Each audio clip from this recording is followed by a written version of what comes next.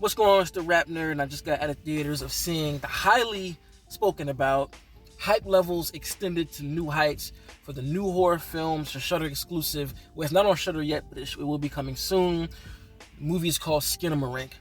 Now, this is a found footage style horror, so when I heard that it had my antennas up, like, ooh, I like found footage. And the premise is these kids wake up late at night / early in the morning to find that their parents are missing. And they're just in the house trying to find them, and that's the real premise of the story, right? So that being said, I hated this film. I didn't like it one bit, but I have to say I understand what they were trying to do, but where it falls apart for me is the execution. And for those who say I don't understand the film, I know what they were doing. I get it that this is an indie director who had a shoestring budget, and the purpose was to show this view of what's going on in the house from the kid's perspective. You know, I get all that, I understand it, but I just think it was painfully executed, like painfully. Oh my god, like I was counting on the clock to get out of this my seat because I just didn't have a good time at all. And I feel like the only reason why it's getting a lot of praise and getting passes is because one of the coined words for this film is experimental. And usually when people say experimental, they're kind of like, okay, they're trying something different. But in my opinion, experimental doesn't always mean good. And to me, this case is that. It's not good to me at all. I will say that it does a good job building tension. The first 20 minutes, literally nothing is going on. But when it gets to maybe about the 30-minute mark, there's this scene that really did capture me. Like, I was legitimately scared, like, oh, hiding behind my hands of what was gonna happen. I was like, oh hell yeah, this is when we hit the beat, and this is when we get this shit going. But it just, from that point on, still, it was just the same stuff for that. Like, it would present different concepts visually, where, like, you know, these dark screens, and you can kind of see objects, but you kind of can't. You gotta make out certain things. They play with sound a lot to really help bring home the horror, you know, and whether it be voices talking that sound regular, or voices that have been kind of tweaked to sound more demonic or squeaky. Do a lot of that. And the soundtrack of the film is kind of these like old 20s cartoons on the TV playing. Like, the whole movie doesn't have a score. It's just that playing in the background as the kids like kind of walking around the house.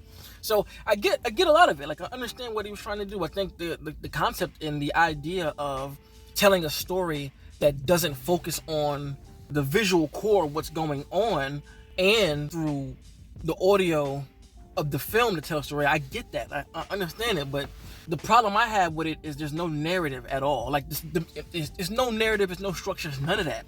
I feel like the movie depends on you knowing that it's experimental and that you read the synopsis to know what the hell's going on. Like, if you would have just walked into this movie, right, not knowing anything about it, you don't know shit.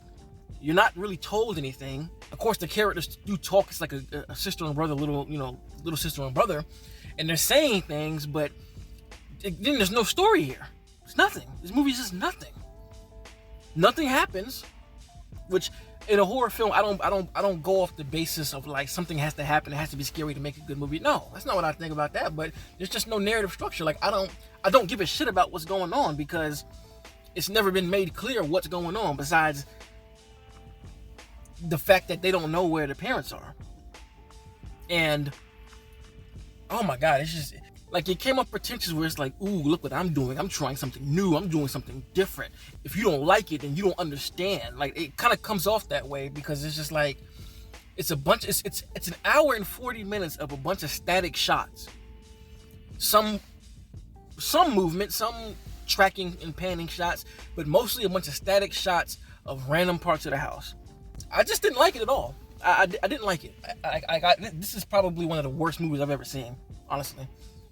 I didn't like it at all. And it could change as I think about it more. I don't know. But based off of what I'm feeling right now, I didn't like it in the slightest bit. It does offer some jump scares here and there, if that's what you're looking for, so it does do that. But it just does a poor job with everything. Like, this is like a really, really bad Blair Witch Project. The Blair Witch Project doesn't have a whole bunch of scary stuff going on with it, but the setup is what makes it scary. Here, there is no setup. It's just timeline of static shots put together with some voices and subtitles to kind of let you understand what the voices are being said, because some voices you really can't make out what it's saying, so they have the subtitles there, and it just didn't work out for me. It may work for some other people, but it sure as hell didn't work for me. I will never watch this movie again, and I don't know. If you plan on watching, let me know what you think in the comments, or if you have watched it and you like it, let me know in the comments, you know what I mean? But I do understand it. For those who do like it and want to push that button of, oh, you don't understand the movie, no, I get it. Like this kind of content, though, make sure to like and subscribe. But until next time, peace. RapNerd Productions, no capping, that's word to mommy.